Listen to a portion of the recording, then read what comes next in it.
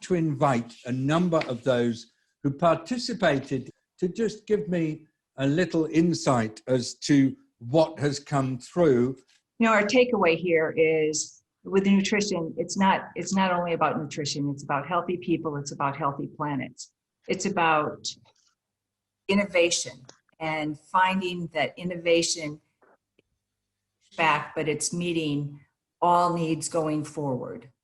And I think one of the final things, in fact, Secretary McKinney said it when we looked at the World Food Prize going to WHO, and we look at the pandemic and we look at what our needs are. We can't be bogged down and allow pushback on innovation, research, and technology to help us develop food production in different areas and nutritious food to make sure that people have economic livelihoods, not only sustainable livelihoods with social and environmental, but also economics.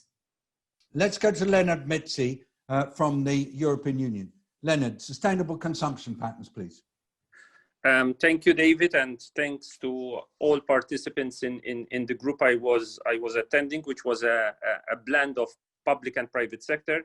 Evidently, the discussion was around creating milestones around the dialogues, the process in the next 12 months, and having KPIs, although it's not easy to make this practical at local, sub-regional, and continental level, but this is key if we want to also show progress, show that it is action-oriented, people-centered, and also that it has an interdisciplinary dimension. We also discussed de-risking of investments. The challenges out there are enormous. Ceres today showed the magnitude of the challenges in terms of transformation, and evidently we need private sector to accompany this process besides good policy dialogue, good multi-stakeholder dialogues, but also financial institutions to accompany this transition, this transformation, and not to have a bit of a divide in terms of concepts around agroecology, around the use of technology, that we need honest brokers and at all levels, at local level, but also at multilateral level. Over to you, David. Let's go now to Addy Stoiber-Battel, please, on livelihoods. Thank you, Dr. Nabarro. My name is Addy Battel. I am representing US 4-H, and 4 keys, I think, came out of our conversation, and they were equity, partnerships, and systems-wide thinking. I guess that's 3, but striving for equity in everything that we have our conversations around, making sure that everything we do is serving everyone it should serve. Striving for partnerships, creating the right partnerships with the right organizations and the right people who have the skills in the right places, and systems thinking, keeping in mind business causes, social causes, and environmental causes around everything is very important, we thought, to remember. Let's go now to Gina Gutierrez. You were on resilience. Would you like to talk about it from your perspective? Yes, thank you, Dr. Nabarro. From our breakout room, this last conversation is a perfect way to end it, and especially following Addy, because we were talking about how can we attract more young people to go into agriculture. And for that to happen, we concluded that we need access to technology, access to finance, and incentivize better ag practices that are attractive for young people, that will build more resilience in our own food systems. Otherwise, if we don't have the young people with the new ideas with fresh takeout, I don't know how we will continue building resistance and to endure through shocks like this. Thank you very, very much indeed. Could I now go to Martin Frick, who is the Deputy Special Envoy for the Food Systems Summit. Martin, you have the floor. Thank you very much, David. What a privilege to work with you.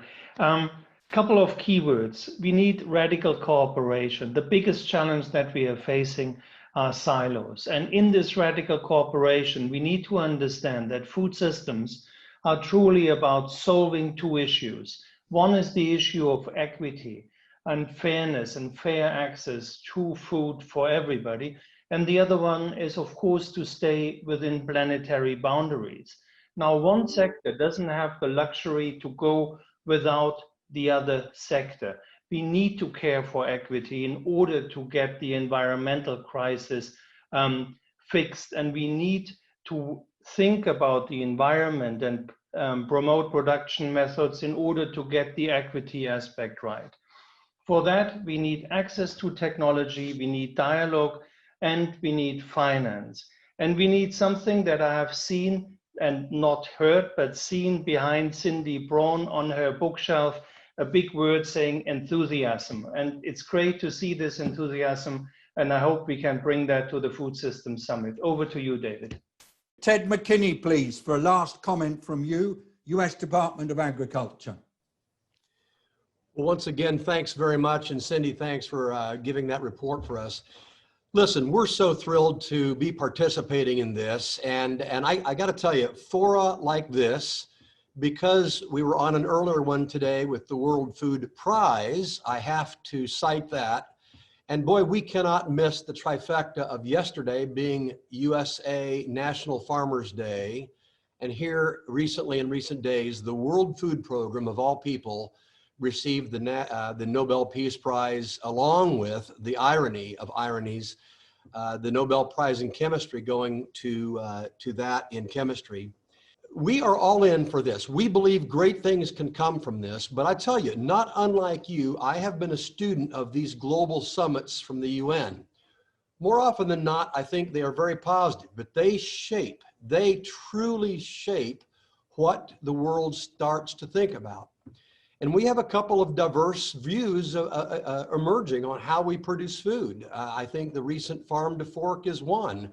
Our innovation agenda is another. And I'm not interested in going back. I'm not looking to the way my grandfather farmed. I think we have to keep going forward.